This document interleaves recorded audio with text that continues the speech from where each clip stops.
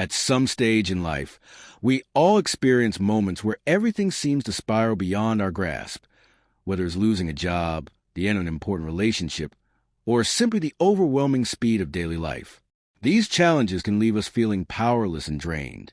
But what if I told you that instead of just enduring these hardships, you could rise above them? Today, we'll explore the insights of Seneca, a profound thinker from ancient times who mastered the ability to remain calm in a chaotic world. His teachings on Stoicism are not just abstract ideas, but practical tools that have helped leaders, scholars, and everyday individuals navigate life's turbulence. By the end of this video, you'll have a set of principles to strengthen your mindset, regain control over your emotions, and respond to difficulties with clarity and resilience. Stick around, and let's uncover how these age-old lessons can be applied to modern life, helping you cultivate a more peaceful and grounded existence. And if you find this content valuable, consider supporting the channel by hitting the subscribe button. It's a small action that makes a big difference. Also, don't skip ahead. If you're watching this, you're already someone who values deeper understanding, and that sets you apart. Seneca once said, "To be everywhere is to be nowhere." This statement is more relevant today than ever. In a world that glorifies multitasking, we often find ourselves jumping from one task to another, believing we're being more efficient. In reality, dividing our attention weakens our focus, increases mistakes, and diminishes the quality of our work. Marcus Aurelius, another great Stoic, reinforced this idea by advising, "Dedicate every moment fully to the task before you, with sincerity, precision, and purpose." True effectiveness doesn't come from juggling multiple things at once, but from committing fully to what's in front of us. This approach isn't just about productivity. It's about fostering a deeper, more intentional way of living. Whether it's a work project, a conversation with a friend, or a personal goal, immersing yourself completely in one thing at a time leads to greater satisfaction and better results. Even Plato suggested that focusing deeply allows us to connect with higher truths and create something of real value. Science backs this up as well. Research shows that multitasking overloads the brain, increasing stress and reducing decision-making ability. Aristotle, who emphasized the importance of disciplined habits, would likely view single-tasking as a way to cultivate self-control and patience, qualities essential for a well-balanced life. By embracing this practice, we reject the chaos of modern distractions and embrace a more thoughtful, deliberate way of operating. The results? Better work, a clearer mind, and a greater sense of fulfillment. Principle number 2, use philosophy to master your reactions. Seneca once observed, "The worst suffering comes from an untrained mind." This insight highlights a crucial truth. Our impulses, if left unchecked, can be the source of unnecessary distress. Stoicism teaches us that instead of suppressing emotions, we should learn to manage them wisely. The foundation of impulse control is self-awareness. As Epictetus put it, "No one is truly free unless they have mastery over themselves." Real freedom doesn't come from external circumstances, but from the ability to govern our own thoughts and responses. By recognizing our emotional triggers, we can consciously choose how to react rather than being ruled by instinct. This idea aligns with Aristotle's concept of the golden mean, the balance between excess and deficiency. For example, true courage isn't reckless impulsivity or complete avoidance of risk, but the middle ground between the two.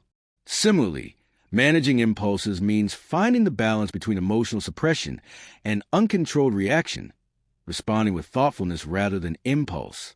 Marcus Aurelius reinforced this by reminding himself, "Your control over your mind, not external events."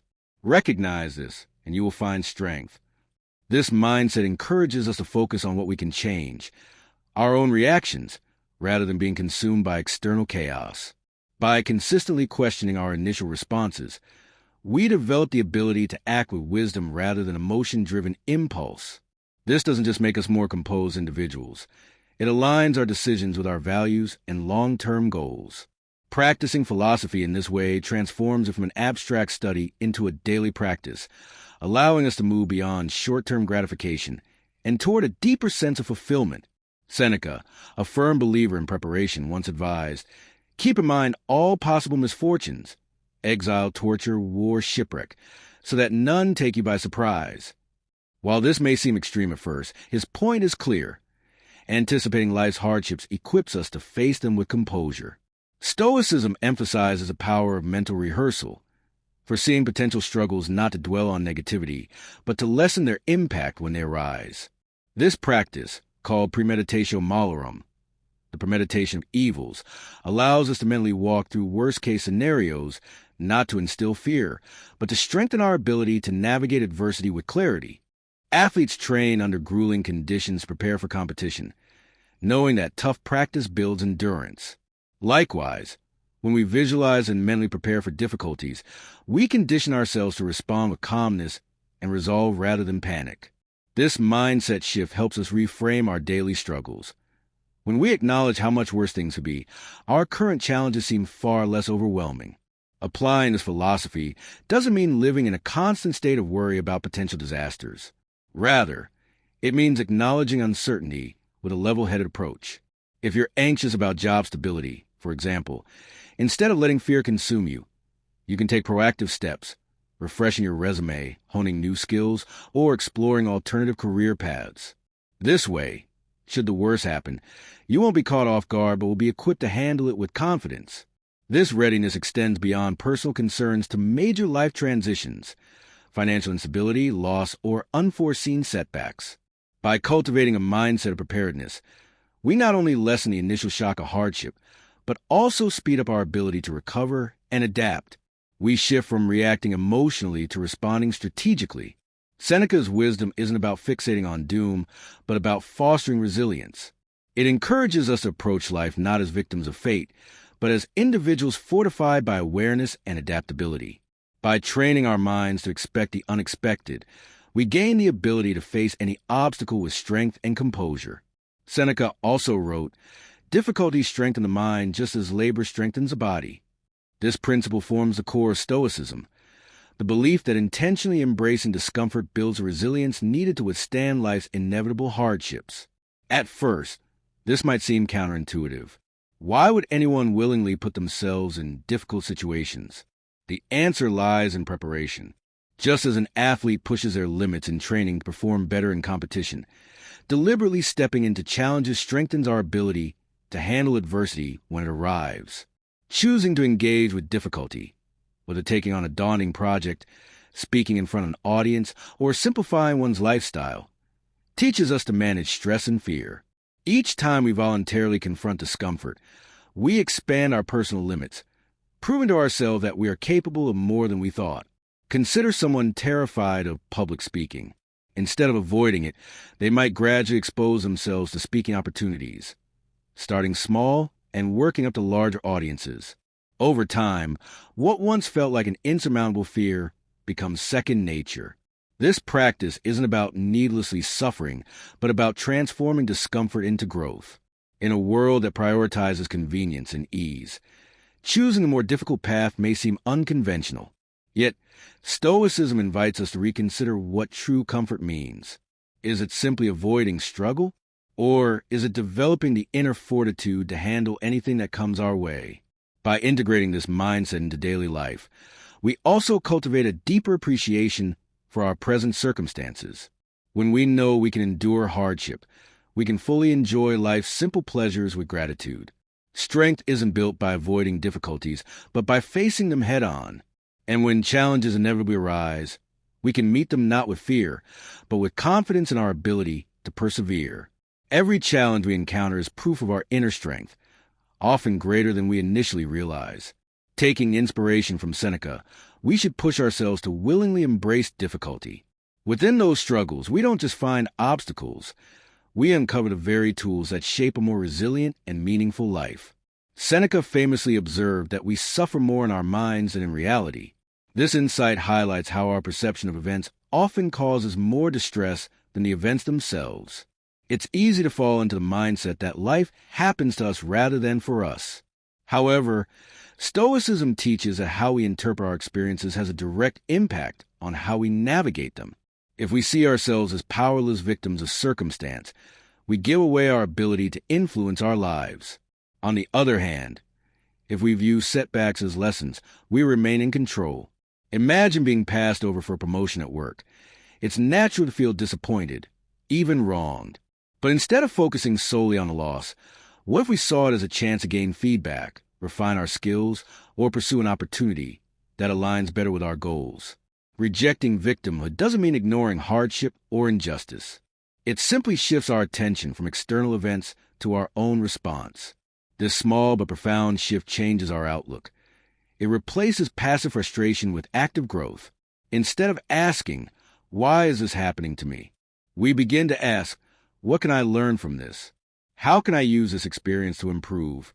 Stoicism equips us with the ability to pause, step back, and see situations with clarity rather than emotional turmoil.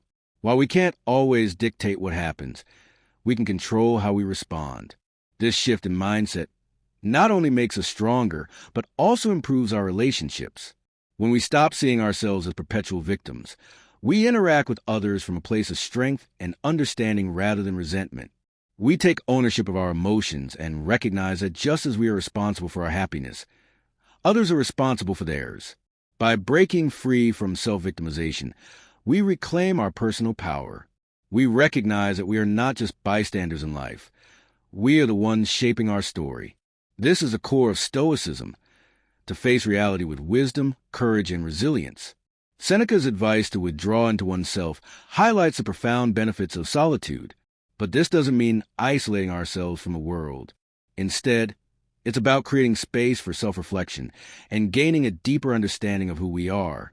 In today's fast-paced, hyper-connected world, our thoughts are often drowned out by external noise. We rarely take the time to sit with ourselves, to examine our choices, and to align our actions with our values. True solitude is not about physical isolation. It's about cultivating a rich inner life. Philosophers throughout history have recognized this. Marcus Aurelius frequently emphasized the importance of self-examination, believing that true peace comes from within.